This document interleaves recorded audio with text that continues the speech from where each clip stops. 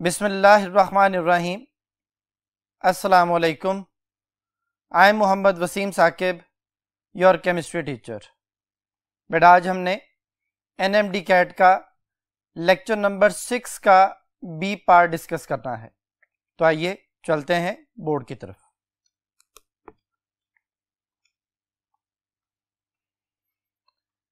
जी students, बेटा आज हमने जो टॉपिक डिस्कस करना है वो है मैक्रोमॉलिक्यूल्स। मैक्रोमॉलिक्यूल में हम जो टॉपिक डिस्कस करेंगे वो दो टॉपिक हैं, एक प्रोटीन है और एक एंजाइम्स है। प्रोटीन्स के बारे में कुछ इंफॉर्मेशन आपके सामने स्क्रीन पे आपको दिखाई दे रही है। तो देखिए जी, सबसे पहले बेटा इसका इंट्रोडक्शन है कि 1920s में सबसे पहले स्ट्रोडिंजर ने जो है वो मैक्रोमॉलिक्यूलर हाइपोथेसिस जो है उसको पुट फॉरवर्ड किया, उसको बताया। और उसमें उसने बताया कि जी जो पॉलीमर्स होते हैं वो स्मॉल रिपीटिंग यूनिट मोनोमर्स के मिलने से बनते हैं। पॉली जो वर्ड है वो वर्ड जो है वो एक ग्रीक वर्ड है जिसका मतलब है मैनी, यानी बहुत ज्यादा, और मर मीन पार्ट्स या यूनिट्स आप उन्हें कह सकते हैं। तो मोनोमर जो है वो एक पार्ट और पॉलीमर मीन ज्यादा पार्ट, मैनी पार्ट्स। तो बड़ा प्रोटीन्स के बारे में आप लोग जानते हैं कि प्रोटीन जो है वो अल्फा अमाइनो एसिड्स की लंबी चेन जो है उनके मिलने से बनता है। अमाइनो एसिड्स क्या होते हैं? अमाइनो एसिड एक ऐसा ऑर्गेनिक कंपाउंड है जिसमें दो फंक्शनल ग्रुप होते हैं, एक कार्बोक्सिल होता है और एक अमाइनो ग्रुप होता है। इसका जनरल फार्मूला जो है वो कुछ यूं लिखा जाता है, आर CH फिर NH2 फिर C double bond O then OH। यह है बेटा एक अमाइनो एसिड। अमाइनो एसिड की एक लंबी चेन जो कि कंडेंसेशन पॉलीमराइजेशन के तहत आपस में जुड़ते हैं। कार्बोक्सिलिक एसिड का OH और जो नेक्स्ट मॉलिक्यूल होगा अमाइनो, मैं उसको यूं लिख देता हूं NH2, और फिर उसके साथ CH के साथ R और फिर कार्बोक्सिल ग्रुप आ जाएगा। तो यहां से OH जाता है, यहां से हाइड्रोजन जाता है, इन दोनों के मिलने से वाटर माइनस होता है और दो या दो से ज्यादा अमाइनो एसिड आपस में जुड़ते हैं। जब वो आपस में जुड़ते चले जाते हैं और उनकी एक लंबी चेन बन जाती है जिसका मोलर मैस जो है वो 10,000 को क्रॉस कर जाता है, तो हम उस चेन को प्रोटीन का नाम देते हैं। अगर मोलर मैस 10,000 से कम हो जाए तो वो पॉलीपेप्टाइड कहलाता है। अब जो प्रोटीन्स हैं उसकी जो है ना वो क्लासिफिकेशन में हमारे पास उसकी कुछ टाइप्स हैं उसके स्ट्रक्चर के हवाले से। पहले नंबर पे प्राइमरी स्ट्रक्चर है, देन सेकेंडरी स्ट्रक्चर है, देन टर्शरी स्ट्रक्चर है और फिर क्वाटरनरी स्ट्रक्चर है। तो इन सारे स्ट्रक्चर्स के बारे में डिटेल जो है वो यहां पे आपको इधर स्क्रीन पे दिखाई दे रही है। बॉक्सेस नजर आ रहे हैं आपको। पहले बॉक्स में प्राइमरी स्ट्रक्चर ऑफ प्रोटीन्स के बारे में है। अगर अमाइनो एसिड की लंबी चेन्स एक दूसरे के पैरेलल आ जाएं तो ये प्राइमरी स्ट्रक्चर कहलाता है। प्राइमरी स्ट्रक्चर में उसने बताया, यहां पे जो बात लिखी हुई है, the sequence in which amino acids are arranged in a polypeptide chain of the protein is called its primary structure, जिसमें वो सिंपली एक लीनियर जो है ना वो स्ट्रक्चर को फॉलो करते हुए पैरेलल एक दूसरे के चेन्स आ जाएं तो हम उसे प्राइमरी स्ट्रक्चर कहते हैं। इसकी एग्जांपल्स प्रोटीन्स हैं, इसकी एग्जांपल प्रोटियोज जो है वो पेप्टोन्स हैं, पॉलीपेप्टाइड्स हैं, सिंपल पेप्टाइड्स हैं, अल्फा अमाइनो एसिड्स हैं, ये सारे के सारे जो है उसकी एग्जांपल्स में आ जाते हैं। सेकेंडरी स्ट्रक्चर में अमाइनो एसिड्स जो हैं वो आपस में क्वाइलिंग करते हैं। हम उसे जिगजैगिंग भी कहते हैं, रेगुलर क्वाइलिंग का नाम भी देते हैं, और इनमें हाइड्रोजन बॉन्डिंग होती है। हाइड्रोजन बॉन्डिंग की वजह से इनमें थोड़ी स्ट्रेंथ बढ़ जाती है और इनकी स्ट्रेंथ बढ़ जाने की वजह से इनमें इलास्टिसिटी जो है ना वो टेंसाइल स्ट्रेंथ आ जाती है। यहां पे जो बात लिखी हुई है कन्फॉर्मेशन, यानी उसकी शेप जो है, which the polypeptide chain of the protein molecule acquired due to the secondary bonding such as hydrogen bonding between the carbonyl and amino group is called the secondary structure of the protein. के जब वो आपस में जिगजैगिंग कर रहे होते हैं, coiling कर रहे होते हैं, तो जिगजैगिंग में, क्वाइलिंग में जो कार्बोक्सिलिक एसिड का कार्बोनाइल है C डबल बॉन्ड O और जो अमाइनो ग्रुप का NH था जो बाकी बच गया था, इन दोनों के आपस में हाइड्रोजन बॉन्डिंग होती है, यानी कार्बोनाइल का ऑक्सीजन और NH का hydrogen. They create hydrogen bonding और उस हाइड्रोजन बॉन्डिंग की वजह से इसमें एक लचक आ जाती है। टेंसाइल स्ट्रेंथ हम उसे बोलते हैं। टेंसाइल स्ट्रेंथ मीन कि वो किस हद तक खींच सकता है, उसमें कितनी लचक है। तो यहाँ पे एग्जांपल में उसने लिखा था protein molecules gain additional structural strength by coiling up the polypeptide chain to form a helix. There are two types of helix. Helix जो है वो स्प्रिंग को कहते हैं कि वो हेलिक्स बनता है, उसके दो टाइप्स हैं। यहाँ पे एक अल्फा हेलिक्स स्ट्रक्चर है जो कि आपके सामने स्क्रीन पे दिखाई दे रहा है, जो कि जो है ना वो जस्ट लाइक स्प्रिंग जो है ना वो हेलिकल स्प्रिंग जैसे हम उसे बोलते हैं। और एक बीटा प्लेटेड शीट जो है ना वो शीट कहलाता है, या उसे बीटा फ्लैट शीट भी कहा जाता है। ये भी जो है ना वो आप देख रहे हैं जस्ट लाइक स्टेयर्स, जैसे कोई पेपर फोल्ड किया हुआ हो, शीट होती है वो जो है ना आपस में फोल्डिंग पेपर की तरह से दिखाई दे रही होती है, तो उसे बीटा प्लेटेड शीट का नाम दिया जाता है। अल्फा हेलिक्स स्ट्रक्चर में नीचे देखें तो आपको स्क्रीन पे नजर आ रहा है कि C double bond O CH R और फिर NH, ये कुछ इस तरह से एक्चुअली बन रहा होता है। इन दोनों के आपस में मिलने से R CH NH2 C double bond O। अब ये C डबल यहां से OH चला जाता है, यहां से A चला जाता है, बाकी NH रह जाता है।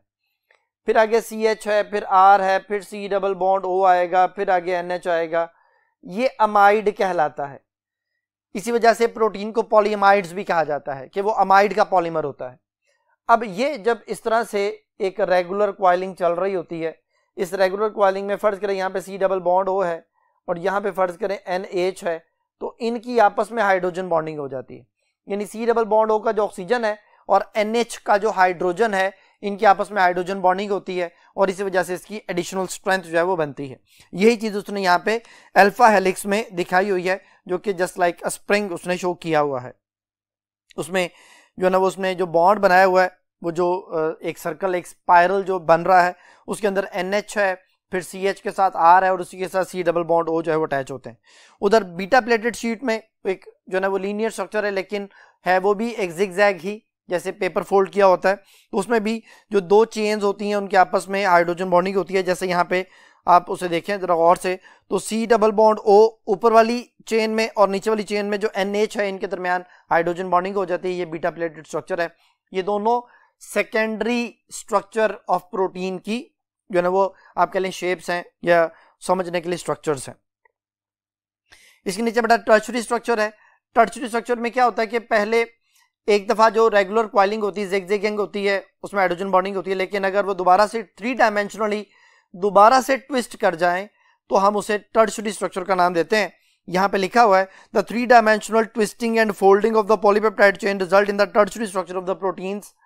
एग्जांपल में उसने समझाया हुआ रोप, ये देखें यहाँ पे उसने स्ट्रक्चर भी दिखाया हुआ है कि पहले एक दफा एक लंबी रस्सी लें, आप उसे आपस में ट्विस्ट करें, यानी उसको बल देके उसको ट्विस्ट करें। जब उसकी लेंथ ज्यादा होती है तो फिर दोबारा से उसकी ट्विस्टिंग शुरू हो जाती है। तो ये जो ट्विस्टिंग दोबारा से सेकंड टाइम ट्विस्टिंग शुरू हुई है, that is called tertiary structure. इसका टर्शरी स्ट्रक्चर कहलाता है।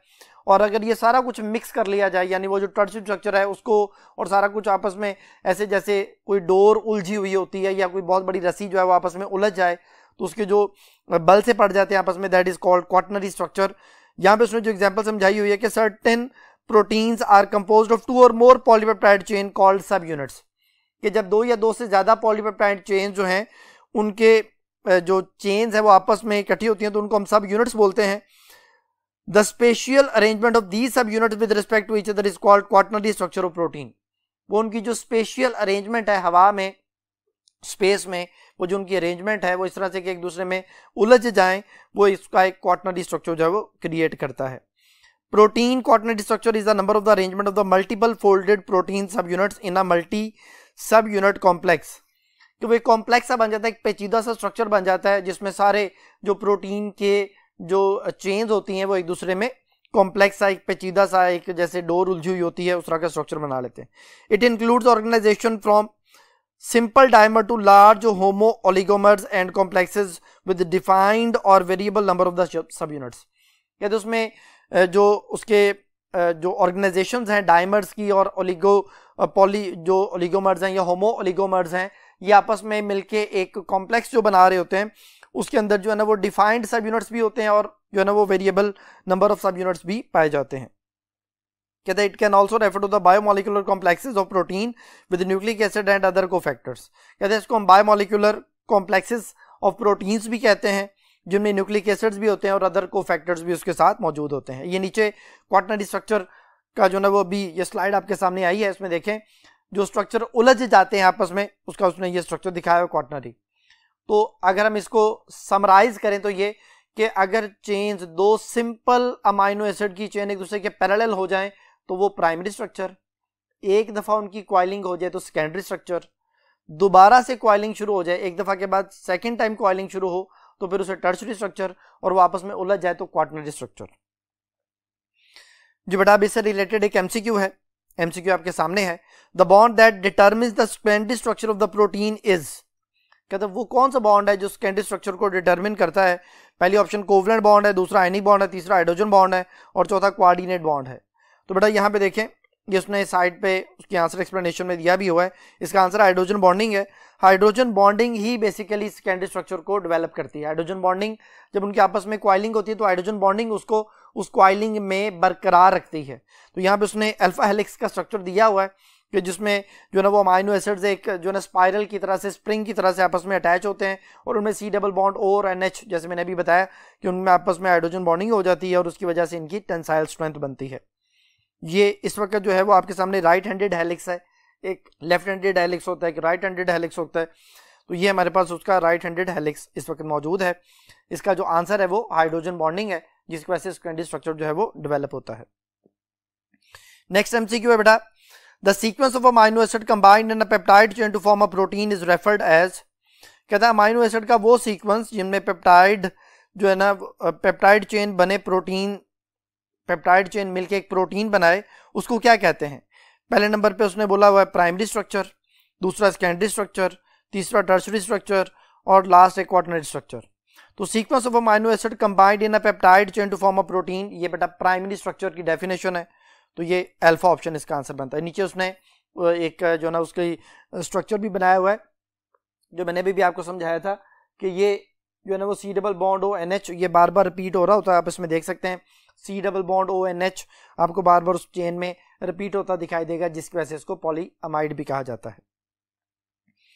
नेक्स्ट एमसीक्यू बेटा, the 3 dimensional twisting and folding of the polypeptide chain result in the dash of the protein. जो 3 डायमेंशनल है वो बेसिकली सेकेंड टाइम जो उसकी क्वाइलिंग और जिगजैगिंग है उसे कहा जाता है और ये टर्शियरी स्ट्रक्चर को बना रही होती है।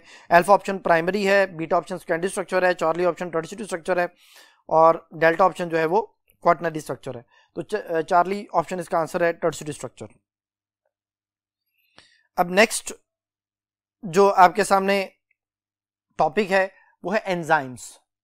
एंजाइम्स क्या होते हैं, एंजाइम्स क्या काम करते हैं, अब हम इनके बारे में डिस्कस करने लगे। तो देखें जी, एंजाइम्स बेटा कैटलिस्ट हैं। जितने भी बायोकेमिकल प्रोसेस जो हैं वो लिविंग ऑर्गेनिज्म में हो रहे हैं उनको कैरी आउट करवाने के लिए जो कैटलिस्ट हैं वो सारे एंजाइम्स होते हैं।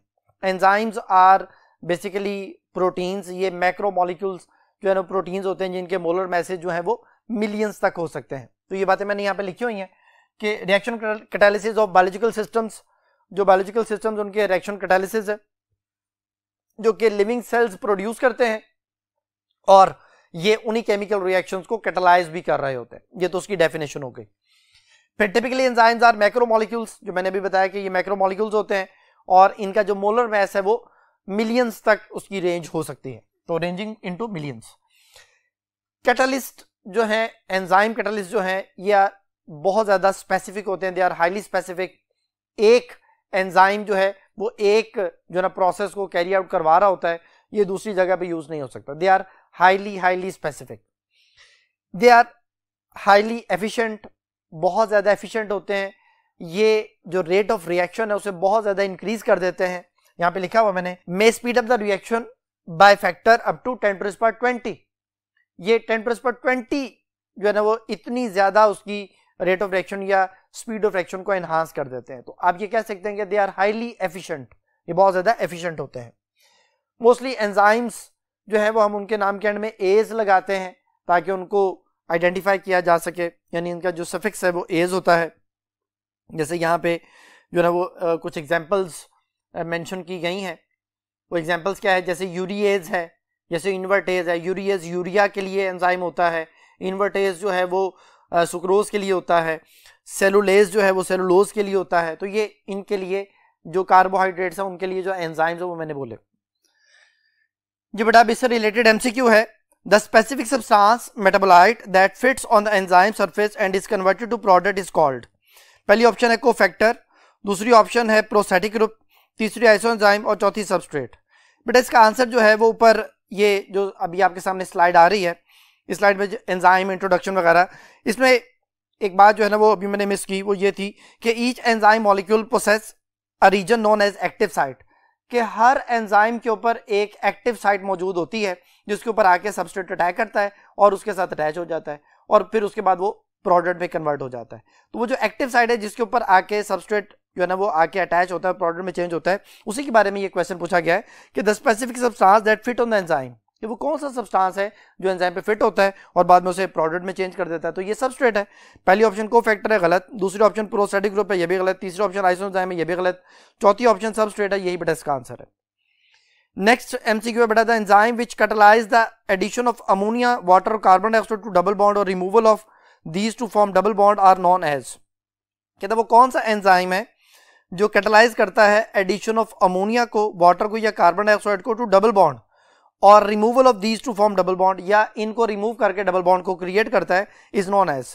पहली ऑप्शन है बेटा लाइएजिस। लाइएजिस जो है वो क्या करता है, यही बेसिकली जो है वो एडिशन ऑफ अमोनिया, वाटर या कार्बन डाइऑक्साइड जो है उसको उसकी एडिशन करता है और जो है ना वो डबल बॉन्ड को क्रिएट करता है या डबल बॉन्ड में इनकी एडिशन करता है। तो अगर इनकी रिमूवल करनी है तो डबल बॉन्ड क्रिएट हो जाएगा और अगर इनको ऐड करना है तो डबल बॉन्ड में एडिशन करेगा। तो लाइएजिस पहली ऑप्शन ही बेटा इसका आंसर है। लेकिन बाकी ऑप्शन भी डिस्कस करते हैं। लाइगेजिस है, लाइगेजिस क्या करता है जी, these enzymes link to molecule together through the breaking of the high energy bond, for example acetyl है या अकार्बोक्सिलेज एंड सक्सिनिक थायोकाइनेज। यहाँ पे उसने लाइगेज के बारे में जो आंसर एक्सप्लेनेशन में बताया उसकी डेफिनेशन है कि वो मॉलिक्यूल जो दो हाई एनर्जी मॉलिक्यूल्स को आपस में जोड़ दे, लिंक टू मॉलिक्यूल टुगेदर, आपस में जोड़े लेकिन ब्रेक करे through the breaking of high energy bonds. वो जो हाई एनर्जी बॉन्ड्स हैं उनको ब्रेक करके, यानी ऐसे बॉन्ड जो स्टेबल बॉन्ड हैं उनको ब्रेक करके दो मॉलिक्यूल्स को आपस में जोड़ दे, तो वो जो एंजाइम ये काम करेंगे वो लाइगेजिस या लाइगेज एंजाइम कहलाता है। हाइड्रोलाइसिस जो है ये क्या करता है, ये हाइड्रोलिसिस करता है। हाइड्रोलिसिस जो है ना वो उसमें क्या हो सकता है, they include proteases called proteolytic enzymes. तो इसमें क्या था, प्रोटीएजेस एंजाइम होता है जो कि प्रोटोलिटिक एंजाइम यानी प्रोटॉन डोनेटिंग जो है ना वो एंजाइम जो है मौजूद होता है इसमें, प्रोटोलिटिक एंजाइम। नेक्स्ट है isomerases, last option. These enzyme from the same organism which catalyze the same reaction but are chemically and physically distinct from each other। कहता है ये वो एंजाइम है जो कि सेम ऑर्गेनिज्म से हासिल होते हैं, which catalyze the same reaction, जो कि सेम रिएक्शन को कैटलाइज करते हैं लेकिन केमिकल और फिजिकली एक दूसरे के बिल्कुल ऑपोजिट होते हैं। यानी आइसोमरेज मतलब कि दो डिफरेंट चीजें हैं, काम एक ही कर रहे हैं, फिजिकली भी डिफरेंट हैं, केमिकली भी डिफरेंट हैं और एक ही ऑर्गेनिज्म से जो है ना वो हासिल होते हैं और एक ही रिएक्शन को कैटलाइज भी कर रहे होते हैं लेकिन फिजिकली केमिकली डिफरेंट होते हैं। तो फिर इसका आंसर जो है वो अभी लाइएजिस है। बाकी ऑप्शन में जितने एंजाइम थे उनके बारे में भी हमने डिस्कस कर लिया। नेक्स्ट एमसीक्यू बेटा, many enzymes contain a protein part and a non protein part, the protein part of the enzyme is called. कहते हैं जी बहुत सारे एंजाइम्स में एक प्रोटीन पार्ट होता है और एक नॉन प्रोटीनस पार्ट होता है, the protein part of the enzyme is called. Protein part of the enzyme क्या कहलाता है? पहली ऑप्शन एपो एंजाइम, यही बेटा इसका आंसर है। दूसरी ऑप्शन जो है वो होलो एंजाइम्स है, तीसरी कोफैक्टर है, चौथी को एंजाइम्स है। तो एपो एंजाइम जो है वो उसका प्रोटीनस पार्ट कहलाता है, अल्फा ऑप्शन। नेक्स्ट एमसीक्यू है बेटा, all of the following cofactor correctly match with their respective enzymes except. कहता है जी ये सारे कोफैक्टर जो है वो अपने रिस्पेक्टिव एंजाइम के साथ मैच कर रहे हैं सिवाय एक के। पहली ऑप्शन है Fe+2 यानी फेरस क्रोम ऑक्सीडेज, ये एंजाइम है उसका कोफैक्टर आयरन है। बीटा ऑप्शन जिंक है, कार्बोनिक एनहाइड्रेस, बिल्कुल ठीक है जी। चौथी ऑप्शन मैग्नीशियम है, मैग्नीशियम आयन है, ग्लूकोज 6-फॉस्फेटेज, ये भी सही है। और डेल्टा ऑप्शन विटामिन B1 और आगे लिखा हुआ है थायमिन ग्लूकोज फॉस्फेटेज, ये बेसिकली होता है थायमिन पायरोफॉस्फेटेज। ये थायमिन के बाद ग्लूकोज फॉस्फेटेज के लिए नहीं बल्कि थायमिन पायरोफॉस्फेटेज के लिए होता है, ये ग्लूकोज फॉस्फेटेज के लिए नहीं है। तो डेल्टा ऑप्शन जो है वो करेक्टली मैच नहीं कर रही, और यही बेटा इसका आंसर है। ये था बेटा आज का टॉपिक। उम्मीद है कि आपको ये सारी बातें समझ आ गई होंगी। नेक्स्ट टॉपिक तक के लिए अल्लाह हाफिज।